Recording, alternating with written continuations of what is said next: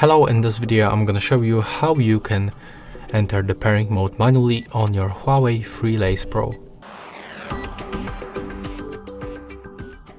So first of all, you have to simply turn off your earphones. You can just click any button, and as you can see right now, indicator is not activated, so it means that we successfully turned them off. Right now we have to click and hold this button until this indicator turns green, and after that it will turn white. There it is. Right now you can release that button. It means that right now we are in the pairing mode, so when we open the pairing devices list, we can find our FreeLace Pro earphones. And right now we can just click on them once, and as you can see right now we are successfully connected. So that's all for this video. Hope you like it.